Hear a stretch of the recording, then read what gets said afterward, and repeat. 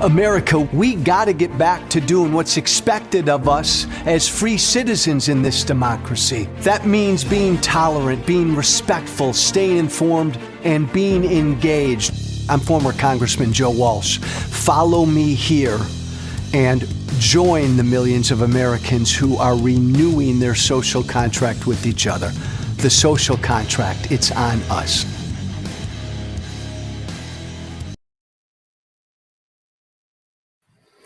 Hey, good morning, everybody. Good morning, TikTok. I don't mean to be presumptuous. I really don't. I find myself in a position darn near every day where I find myself giving advice to Democrats, trying to buck up Democrats, trying to kick Democrats in the butt. I find myself every day trying to do what I can to help Democrats get their act together. And I don't mean to be presumptuous. I'm not a Democrat. But I'm in this position, constantly encouraging, trying to get under the skin of, giving advice to Democrats because they're the only game in town. They're the only opposition party.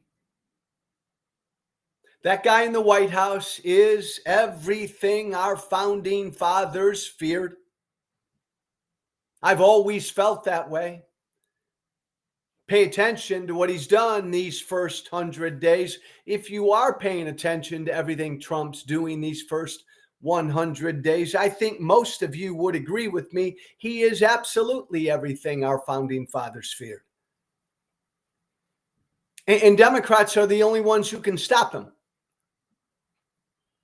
defeat him, be the opposition, help lead the resistance. We don't have 3 political parties in this country. We don't have 4. We don't have 5. We've got 2 major political parties in this country. I think that's a problem.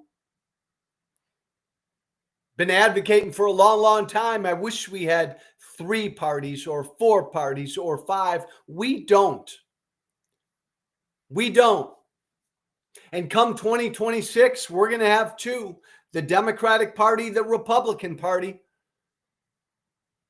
And I'll bet you dollars to donuts come 2028, we're going to have 2 parties, the Democratic Party and the Republican Party. I find myself then always on Democrats to get their act together because I believe every single day Donald Trump is a real legitimate threat to our democracy, to the rule of law, to freedom, to decency, to civil liberties, to the truth.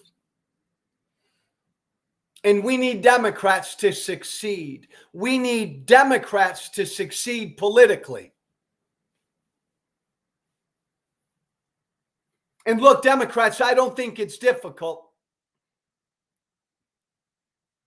I think your task in front of you, look, I know you can't do anything in Congress right now because the Republicans control everything, but your task in being the opposition and putting yourself, Democrats, in a position to take back the House in 26, maybe the Senate in 26, is really pretty easy. All you got to do, Democrats, is be authentic, be righteous, and fight. Say that again with me, TikTok. Democrats, all you've got to do is be authentic, be righteous, and fight. And if you don't understand what I'm saying, Democrats, let me make it a little more explicit for you. To win, to succeed, to defeat Trump and Trumpism and MAGA in 2026, you need to be authentic. You need to be righteous. You need to fight. You need to be the opposite of Gavin Newsom. How's that? Do you understand that? Do you understand, Democrats, what I'm saying? I missed this a couple days ago, TikTok. Gavin Newsom, Democratic governor of California, was having some press conference outside somewhere in California. And Gavin Newsom was asked about this whole due process thing. Gavin Newsom was asked about Abrego Garcia, the Maryland man who was in this country legally under a protected status order, and the Trump administration mistakenly grabbed him off the street, put him on an aeroplane, and dumped him off in an El Salvador jail without any due process. That's just one person the Trump administration did that to. There are more. Gavin Newsom was asked about this issue. Garcia in an El Salvador jail, no due process. What do you do, Governor Newsom? How do Democrats fight this issue, Governor Newsom? And this is what Governor Newsom said the other day. This is the distraction of the day. The art of distraction. Don't get distracted by distractions, we say, and here we zig and zag. Distraction. Governor Newsom there, TikTok, said it's a distraction. He said the word distraction about 7 or 8 times. Don't talk about it. It's a trap. It's a trick of Trump's. It's just a distraction. By the way, let me interrupt for one moment, TikTok and everybody else. Let me address a MAGA supporter right here. Abrego Garcia was in this country legally. He was in this country under what's called a protected status order, meaning he could stay here legally. In fact, the judge said, do not deport him to El Salvador. So don't listen to Fox News. Gavin Newsom, what do you do, Governor? What should Democrats do, Governor? This whole due process thing. Garcia, he came here illegally. Maybe he's not a good guy. Should Democrats defend him? Blah, blah, blah. And Governor Newsom says, oh, it's just a distraction. It's just a distraction. It's an issue Trump wants to talk about because Trump thinks the immigration issue, this tough on the border issue, is a winning issue for him. So don't talk about it, Governor Newsom says. It's a distraction, a distraction, a distraction. Man, Democrats, you want to win? Don't be like Governor Newsom. You want to win? Don't say that. Don't do that. It's pretty simple, Democrats. If you can't fight to defend due process, go home. Then go home. If you can't fight to defend due process, then you might as well not fight to defend anything. A distraction? The Constitution? Basic civil liberties, due process. I don't care who it's for, you, me, my uncle, that person in this country on a student visa, Abrego Garcia, or a Venezuelan gang member. They're all entitled to due process. If you can't fight for that basic constitutional human rights issue, Democrats, then don't fight for anything. Then I don't want you fighting for me. Then I don't want you fighting against Trump. Gavin Newsom's wrong. Here's the deal. Here's the deal. Gavin Newsom's wrong. Chris Van Hollen, senator from Maryland, is right. He went down there to meet with Garcia. He's fighting for Garcia's due process. Democrats, be like Van Hollen. Don't be like Newsom. Be like Van Hollen. I started this segment off, Democrats, by saying to win, and it's an acknowledgement, Democrats, that you have a problem. Way too many of you sound like politicians, and way too many of you don't fight. And way too many of you have been out of touch with where regular Americans are. Way too many of you sound like politicians. You don't come across as real. What Gavin Newsom said there, did there, straight talk right out of the mouth of an inauthentic politician. Gavin Newsom looks at an issue, due process, for maybe not the greatest guy in the world. Trump's going to hammer us with that issue. So it's just a distraction. Ignore it. Let's talk about the price of eggs. So says Gavin Newsom, sounding perfectly like a politician. Inauthentic. Be authentic, Democrats. This is the time and the age, Democrats, to not be and not sound like politicians. It's Donald Trump's magic. It's all BS with Trump because he's a pathological liar. It's all an act. Trump doesn't care about anybody listening to me right now. Trump doesn't care about America. Trump doesn't care about the plight of working class America. Trump doesn't give a damn about anything. Trump cares about Trump, but Trump has done an amazing job of fooling so many Americans into thinking like he's some authentic dude. He's not a politician, which is always so humorous because our biggest rap against politicians is that they lie so much. They never really talk straight to you, and nobody lies more than Donald Trump is. But Trump, Democrats, has fooled Americans into thinking he's authentic. What you need to understand, Democrats, is Americans want authentic. The average American voter out there wants someone who sounds real, who doesn't sound or speak like a politician.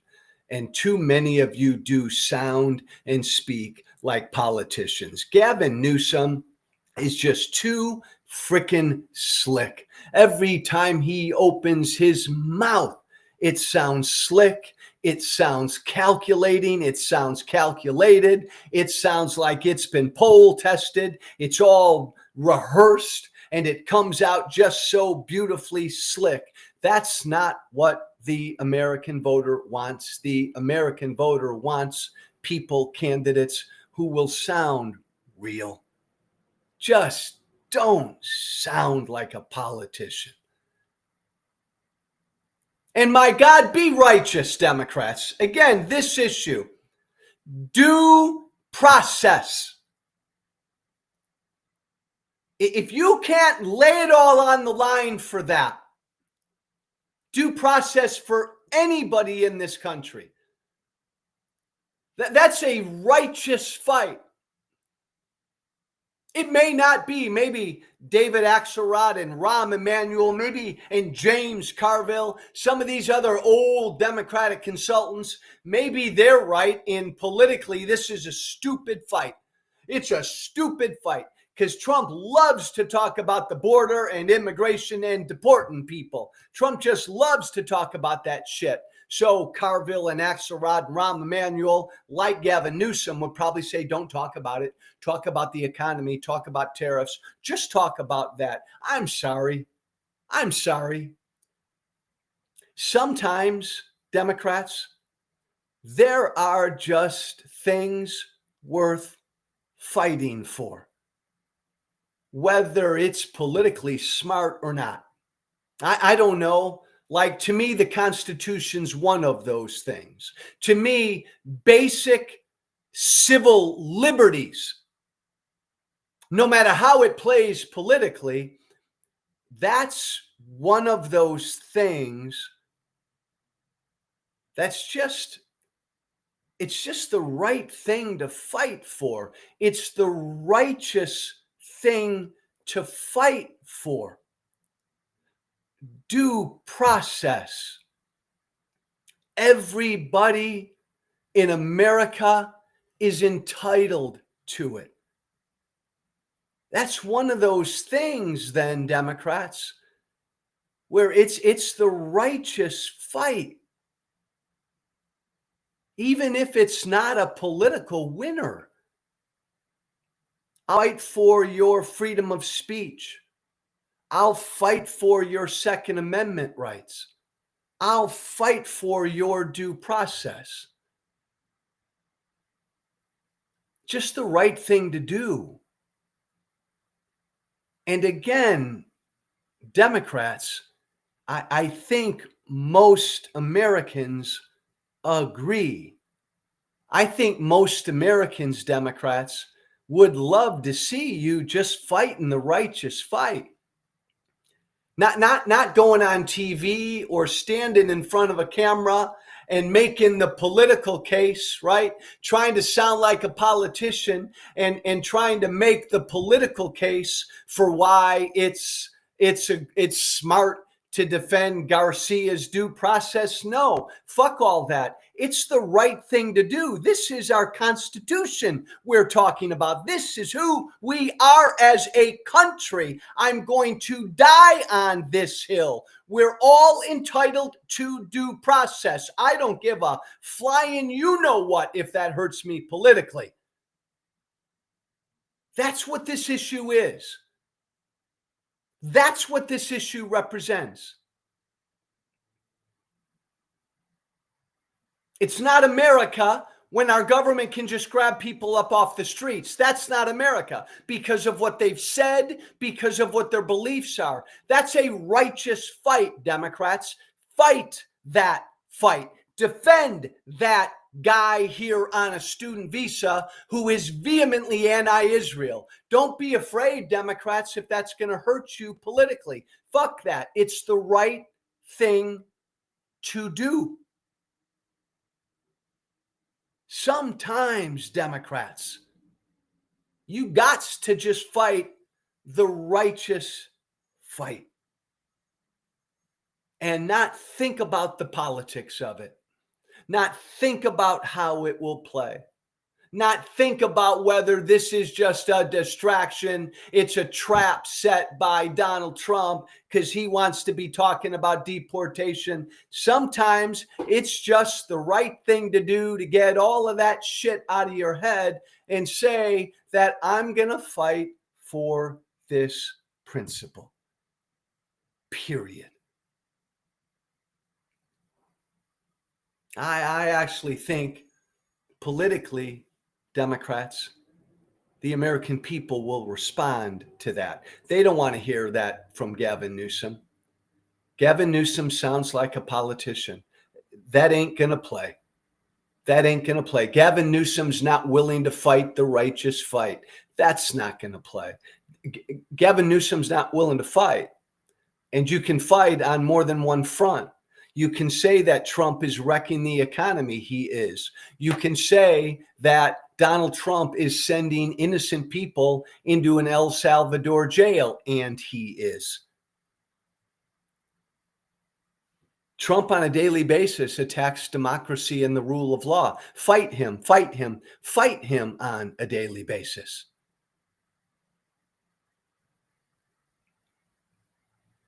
Democrats, be authentic. Now is not the time to be a politician. We live in populist times. Trump's an evil populist. He's a fake populist. But people think he's a populist. Democrats, people don't think you're populist. People think you're politicians. You got to change that. Be authentic. Be righteous. Do the right thing. No matter the politics. Stand up for and defend the right things. no matter the politics, and fight. Fight with everything you've got, Democrats. There's my advice for the day. Hey, I heard someone say yesterday, and I've said this before. I think the phrase was, what I heard was on TV was, Donald Trump is single-handedly wrecking the economy. Some talking head on TV said that. Donald Trump is single-handedly wrecking the economy. And I've said that as well in the past. Let's break that up for a moment, shall we, this Tuesday? MAGA, listen to me, because this is going to piss you off. Let's be clear. Donald Trump is wrecking the economy. Inflation is coming back. Growth is going to shrink. I mean, just every day there are headlines. Keith, give me the IMF and inflation, the International Monetary Fund. There it is. Back in October, they were projecting 2025 U.S. inflation of 1.9%. Now the IMF is projecting inflation of 3.0%, all because of Trump, all because of Trump's tariffs. Inflation is going to rearing its ugly head again. The IMF also said that global growth is going to tank because of Trump, because of his tariffs. The other headline, Keith, the market in April. The Dow is headed for the worst April since 1932. As American investors send no confidence signal. That's all Trump. That's all Trump's tariffs. And by the way, that's not all wealthy people. All of God's children are in the markets. We're going to have the worst April in the markets since 1932, all because of Trump. Trump is wrecking the economy. Him and his stupid ass tariffs are wrecking the economy by every indicator. You look at the numbers these first 3 months, man, and every economist, the threat of recession now this year is real. Why? Because of Trump and his stupid ass tariffs. And every day we see headlines, this company, that company beginning to lay people off. A Mack truck outlet in Pennsylvania and one in Maryland beginning layoffs. Why? Because of Trump and his stupid ass tariffs. So I agree with what I heard yesterday when someone said Trump is wrecking the economy. He is. He was handed by far the best post-COVID economy in the industrialized world, and 100 days in, he's already wrecked it. Why? Because of Trump and his stupid ass tariffs. He's wrecking the economy. But my beef is, and by the way, I just love MAGA to death. Love Trump supporters, because I can talk about anything else Trump is doing. January 6th, they're eating cats and dogs, all the other bad, stupid, ignorant, cruel things Trump has done and said. And MAGA can just always say, Joe, you're a hater. Joe, you've got TDS. Joe, you're a loser. Joe, you're deranged with Trump. Wah, ba, ba, ba, ba. But it's so fun to talk about the economy because it's real. And even MAGA is like, yeah, Trump's hurting my 401k. Yeah, my brother just got laid off. Yeah, all this other shit's going to cost a lot. When the real economic consequences of Trump and his stupid ass tariffs really hit, and MAGA is really hurt, I'll feel bad for MAGA, but I'll be quite curious to see how they defend that lie of Trump's, that stupid thing Trump did. When we go into recession, when everything MAGA buys costs a lot more, I'll feel bad, but I'll be really curious to hear what MAGA says. My beef this Tuesday is with that word single-handedly. The talking head yesterday who said that Trump is single-handedly wrecking the economy. No, he isn't. He's wrecking the economy, but not single-handedly. Congress could have stopped everything Trump is doing economically from day one. The Republican-led Congress could have stopped Trump and his stupid ass tariffs a long time ago. The day Trump got sworn in, the day Trump first started talking about tariffs. Congress has the authority to enact tariffs. Congress has looked the other way and allowed Trump unconstitutionally to go off on this stupid ass tariff regime. It's not just Trump who's wrecking the economy. It's the entire Republican Party. It's not just Trump who's bringing back inflation. It's congressional Republicans. It's not just Trump who's going to bring recession back to America this year. It's congressional Republicans. It's not Trump single-handedly. It's not Trump that's tanking the markets and fucking your 401k. Every Republican in Congress is doing that to you too. Congress has allowed, listen to me, Congress has allowed Trump to wreck the economy because Congress stopped doing its job. Congress stopped being an independent branch of government. Congress took its tariff authority and said, here, Mr. President, here, dear leader, you be in charge. We love you, dear leader. We love you. And Congress ran the other way. Congress ceded that power, that authority to Trump. Don't just blame Trump, America. As every day, week, month goes by, and this great economy continues to be wrecked by Trump, don't just blame Trump. Blame Congress, meaning blame the Republican-led Congress.